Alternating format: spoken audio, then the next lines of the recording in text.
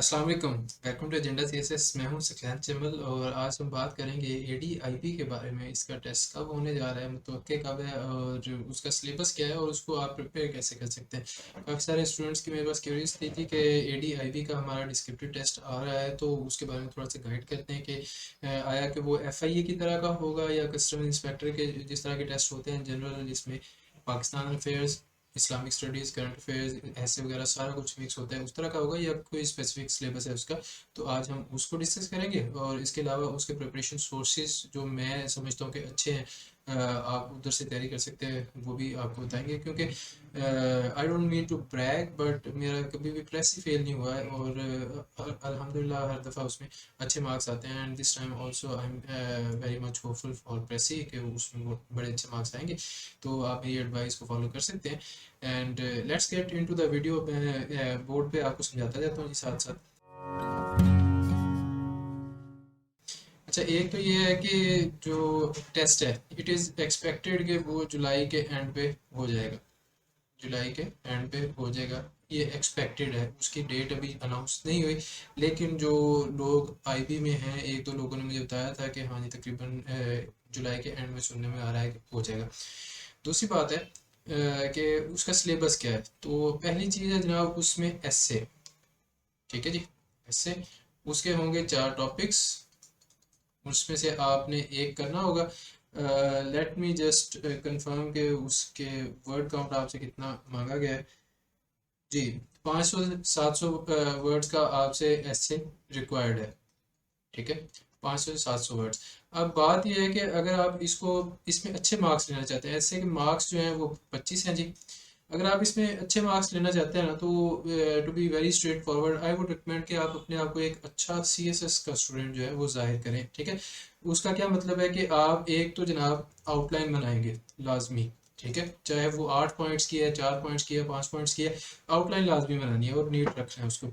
उसके बाद आपका इंट्रोडक्शन और कंक्लूजन भी उसी स्टाइल में और थीसिस स्टेटमेंट जो है वो प्रॉपर होगी। तो एक आपने अपने आप को एक मेहनती सीएसएस का स्टूडेंट जाहिर करना है जो कि दूसरों से शाइन आउट कर सकते हैं। सिंपली जो वन पेपर के स्टूडेंट्स होते हैं उनमें थोड़ा सा ये चीज़ लैग कर रही होती है कि वो पेपर प्रेजेंटेशन पे इतना ध्यान नहीं देते, या फिर वो खुद को इतना ज़्यादा मेहनत करने वाला नहीं सर्व किया जाता। अनफॉर्चुनेटली हमारा जो सिस्टम ऐसा है एजुकेशन का कि इसमें हम जो क्रैमिंग है या फिर इस तरह की चीज़ है, इसको हम थोड़ा सा लो रेट करते हैं। Somewhat that is true, but again इस तरह की डिस्क्रिमिनेशन होनी नहीं चाहिए एग्जाम में, लेकिन ये है। ठीक है, तो आपने अपने आप को सीएसएस का स्टूडेंट जाहिर करने के लिए एक तो आउटलाइन बनानी है। दूसरा ये है कि उसमें जो मैं रेकमेंड करता हूँ कि आप नंबर ऑफ पॉइंट्स जो हैं वो ज़्यादा कर दें। लाइक 500 से 700 वर्ड्स हैं, अगर आप सीएसएस के जनरल पैटर्न में जाते हैं तो ये हार्डली आपके 5 पॉइंट्स बनते हैं, गिवन दैट के इंट्रोडक्शन और कंक्लूजन आपका 150-150 200 वर्ड्स का होता है। तो 4-5 पॉइंट्स में आपका 500-600 वर्ड्स जो है वो कवर हो जाते हैं।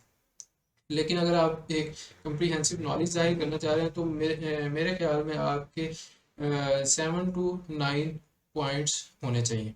ठीक है जी, जो भी उसने टॉपिक दिए हुए 4 टॉपिक्स में से आपने एक सिलेक्ट करना है, उसके ऊपर इंट्रो आ जाएगा आपका। देन वी हैव जो मेन आर्गुमेंट है आपका। ठीक है, कि आप उसके हक में है, अगेंस्ट है, या फिर आप उसको किस तरह से प्रूव करना चाह रहे हैं। मेन आर्गुमेंट के ऊपर आप 5 से 6 पॉइंट्स लिख लें। ठीक है, और एक पॉइंट के अंदर आप उसके सॉल्यूशंस बता सकते हैं।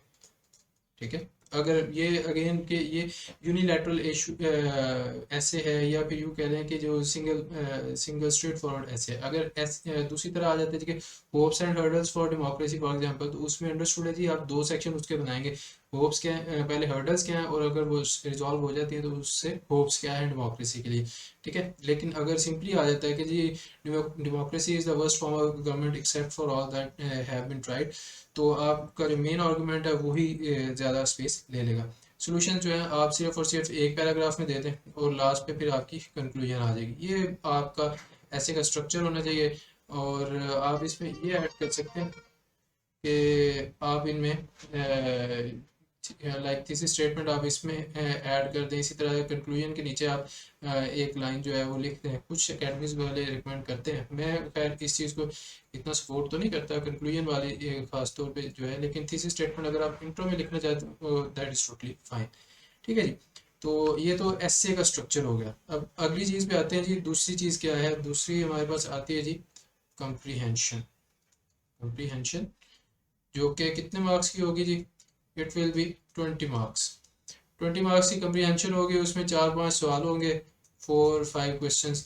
अब इसके असूल वही हैं जो कि आपके CSSPMS में होते हैं कि आपने उन सवालों के जवाब देने हैं, जिस टेंस में पूछा गया है उसी टेंस में देना है। इसी तरह जो आपकी अपनी अक्ल समझ बूझ या जो फिलोसॉफिकल नॉलेज है ना, उसको आपने थोड़ा सा कम रखना है। आपने जो पैराग्राफ के अंदर नॉलेज दिया हुआ है उसको उठा के उससे जवाब बनाना है, ठीक है जी।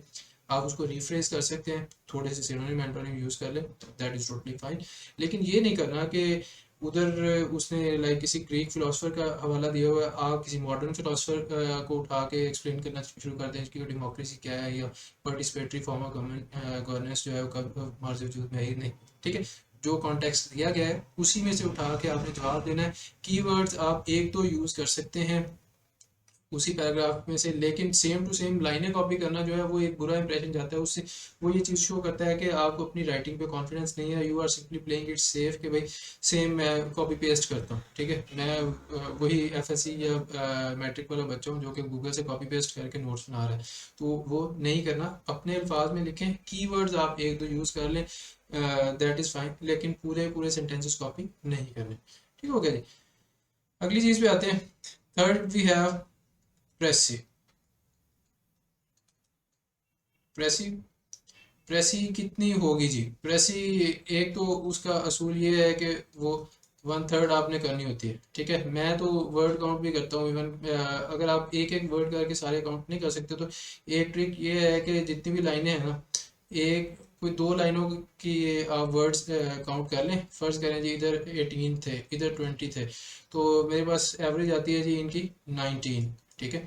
और जितनी भी नंबर ऑफ लाइंस हैं, 1 2 3 4 5 6 हैं, तो मैं 19 को 6 से मल्टीप्लाई करके अप्रोक्सीमेट का साइन लगा के बता दूंगा कि जी ये इतने वर्ड्स अप्रोक्सीमेटली मुझे लग रहा है कि इस पैराग्राफ में हैं, ठीक है। ये आई थिंक 114 बनते हैं। चले, तो आप अप्रोक्सीमेट का साइन ये लगाएंगे, इसको आप फिर 3 से डिवाइड करते हैं, तो जो भी आपके पास आंसर आएगा 340 से 2 3 कम हो जाएंगे, 37 38 हो जाएंगे, ठीक है। तो ऑलमोस्ट 38 वर्ड्स आपके हो जाएंगे प्रेसी के। आपने 38 वर्ड्स के अंदर अंदर उसको ख़त्म करना है, ये आपके के लिए टारगेट है। ये तो खैर बहुत थोड़े हैं, लेकिन टिपिकल प्रेसेस आती हैं लाइक 250 या फिर 300 350 इतने वर्ड्स की, ठीक है। 350 है, इसको आप 3 पे डिवाइड करते हैं तो 313 बल्कि 317 वर्ड्स बनते हैं, ठीक है। अप्रोक्सीमेटली 317 वर्ड्स आइडियल है वो प्रेसी के होने चाहिए, लेकिन 117, सॉरी 117, अच्छा। तो 117 अगर वर्ड्स हैं, उससे मैं कितना आगे पीछे जा सकता हूँ जी? 5 to 10 वर्ड्स इधर, 5 to 10 वर्ड्स इधर। कोशिश करें कि 5 वर्ड्स के अंदर अंदर रहें, और 5 वर्ड उससे ऊपर, 5 वर्ड उससे नीचे, ये आपकी रेंज होती है। इन 10 वर्ड के अंदर आप खेल सकते हैं। इतने में आपने अपनी प्रेसी को पूरा करना है एट एनी कॉस्ट। और मैं टाइटल जो है, मैं टाइटल बिल्कुल स्टार्ट में देता हूँ, ठीक है जी। आपकी मुझे प्रैक्टिस का पता नहीं, इसी तरह मैं उसके बाद मैं वर्ड काउंट भी उसका लिखता हूँ कि जी ओरिजिनल पैराग्राफ कितने थे, कॉपी या फिर ओरिजिनल पैराग्राफ के, और फिर जो प्रेसी पैराग्राफ है मेरे पास, प्रेसी पैराग्राफ उसके कितने हैं, ठीक है। इसको मैं अप्रॉक्सीमेट के साइन के साथ लिखता हूँ, और ये जो है मेरे पास इक्वल में आता है कि मैंने ये गिने हुए हैं, ये टोटल नहीं है, ठीक हो गया। अगली चीज़ पे आते हैं। प्रेसी हो गई, ये प्रेसी कितने मार्क्स की है? ये भी जी 25 मार्क्स की है। चौथी चीज़ क्या आती है हमारे पास? वो है जी डायरेक्ट इनडायरेक्ट, डायरेक्ट इनडायरेक्ट, या फिर और एक्टिव पैसिव वॉइस, ठीक है जी। और ये हमारे पास आते हैं 10 नंबर के। जो पास पेपर्स हैं अगेन, और जो सीनियर्स हैं उनकी हिदायत के मुताबिक, और जो जो उन्होंने एक्सपीरियंस किया है उसकी बेस पे बता रहा हूँ। ज़्यादातर आपको डायरेक्ट इनडायरेक्ट आने के ही चांसेस होते हैं, but to be on the safe side आपने चांस नहीं लेना, लिहाजा आप एक्टिव पैसिव वॉइस को भी रिवाइज करके जाएंगे, ठीक है। डायरेक्ट इनडायरेक्ट को रिवाइज करने के लिए एक exploring the world of English, Syed Saadat Hussain या क्या नाम है उनका पूरा, exploring the world of English, ये एक अच्छी किताब है। और आई थिंक इसके ऊपर कम्प्रीहेंसिवली लिखा हुआ है, काफ़ी सारे असूल लिखे हुए हैं और एग्जांपल्स भी दिए हुए हैं, तो आपके लिए एक अच्छी अंडरस्टैंडिंग डेवलप हो जाती है 20-30 पेजेस के अंदर ही। अगर नहीं करना तो आप चुगताई साहब की भी बुक ले सकते हैं, चुगताईस कंप्रीहेंशन बुक जो है, ठीक है, English grammar and composition by Karimdad Chughtai, I think Advance Publishers की है या फिर कारवान की है। ठीक हो गया जी। तो इन ये 10 नंबर के आएंगे आपको। ठीक हो गया। नेक्स्ट वी हैव आगे 10 नंबर का हमारे पास क्या था, सेंटेंस कंप्लीशन।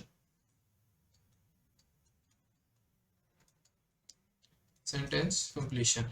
अच्छा, ये 10 नंबर थोड़े से आपके लिए ट्रिकी होंगे। इसमें क्या चीज़ है कि वो आपको कहता है जी कि ये फिल इन द ब्लैंक दी हुई है, आगे 2-3 ऑप्शंस दिए हुए हैं, लाइक एमसीक्यूज टाइप वो बन जाता है, क्योंकि फिल इन द ब्लैंक में आपने उन ऑप्शंस में से कोई एक लगाना है। आप कोई इस तरह का आ सकता है, या फिर वो कह देता है जी कि ये फिल इन द ब्लैंक है, इसमें जी एक प्रोनाउन लगाएं, प्रोनाउन या फिर एडजेक्टिव, एडवर्ब, कुछ भी। ठीक है, तो जब तक आपको इन चीज़ों का नहीं पता, आप इसको ठीक से नहीं कर पाएंगे, तो बेहतर है कि इन चीज़ों को रिवाइज करके जाइए। Noun, pronoun, adjective, phrase, adverb वगैरह, ये सारे कुछ जो है इनकी डेफिनेशंस या फिर इनके जो कॉन्सेप्ट्स हैं वो आपके क्लियर होना चाहिए।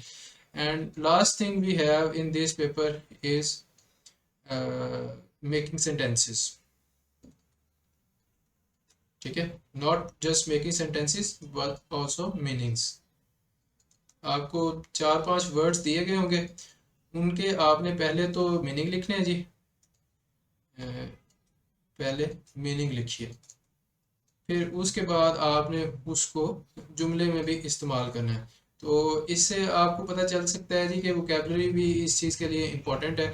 अगर आपको उस वर्ड का मीनिंग ही नहीं आता, तो एक तो आप मीनिंग गलत लिखेंगे, दूसरा आप जुमला गलत बनाएंगे। सो आपके दोनों के दोनों नंबर कट जाएंगे। एक नंबर आई थिंक मीनिंग का होगा और एक नंबर सेंटेंस का होगा।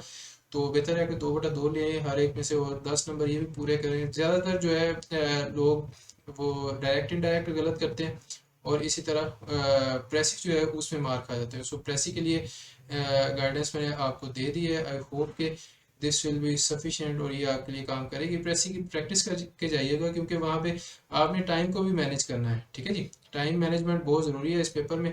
तो ऊपर पहले आपने ऐसे करना है, या पहले प्रेसी करनी है, कंप्रीहेंशन करनी है, क्या चीज़ करनी है। या अगर आप यूँ कह लें कि अगर मैं होता तो मैं इस पेपर को फर्स्ट जो 1 आवर और 15 मिनट्स है ना, 1 आवर 15 मिनट्स, इसमें मैं अपना ऐसे कर चुका होता जी। ठीक है, ऐसे। अगले जो है ना कोई 30 मिनट्स में मैं अपनी कंप्रीहेंशन कर चुका होता। ठीक है, फिर अगले 45 मिनट्स ऑलमोस्ट उसमें मैं प्रेसी कर चुका होता। तो प्रेसी जो है अगर आप 45 मिनट में नहीं करते तो ये आपके लिए प्रॉब्लम हो सकती है। लिहाजा प्रेसी को लाजमी करके जाइए। कंप्रीहेंशन भी टाइम लेती है, लेकिन प्रेसी ज़्यादा टाइम ले लेती है, क्योंकि उसमें आपने बार बार एडजस्टमेंट्स करनी होती हैं। तो अगर आप इन तीनों को ऐड करें तो ये 2.5 घंटे आपके बन जाते हैं। फिर बाकी का जो लास्ट 30 मिनट्स है ना, उसके अंदर आपने बाकी के तीनों क्वेश्चंस करने हैं। फिल इन द ब्लैंक्स भी करनी है, और डायरेक्ट इनडायरेक्ट है, फिल इन द ब्लैंक्स या सेंटेंस कंप्लीशन जो है वो भी करनी है, और जो तीसरा है सेंटेंसेस वाला वो भी करना है। ठीक है, so you will have to be impeccable in this regard. हाँ, अगर आप थोड़ा सा टाइम यहाँ से बचा लेते हैं, लाइक आपका ये ऐसे जो है ये 1 घंटा 15 मिनट बजाय पूरे 1 घंटे में या फिर 5 मिनट पे चला जाता है, तो आप 10 मिनट यहाँ से ऐड कर देंगे, यहाँ पे 40 मिनट रह जाएंगे। तो उसमें आपको आई थिंक बेहतर चांस होगा, आप ज़्यादा इफेक्टिवली इसको मैनेज कर सकेंगे। ये आपकी टाइम मैनेजमेंट है। ठीक है, सो आई होप के I am able to give you some value, give you some good guidance. मज़ीद वीडियोस के लिए चैनल को सब्सक्राइब कर दें। अगर वीडियो अच्छी लगी है तो अपने दोस्तों के साथ शेयर कर दीजिए। इस तरह की अच्छी अच्छी वीडियोस आपके लिए आती रहेंगी। करंट अफेयर्स की डिस्कशंस भी, और उसके अलावा मैथ्स की, FIA या जनरल GK के जो पेपर्स हैं उनके हवाले से भी गाइडेंस और सेशन वगैरह आते रहते हैं। सो चैनल के साथ जुड़े रहिए, and I see you in the next video. तब तक के लिए टेक केयर, अल्लाह हाफिज़।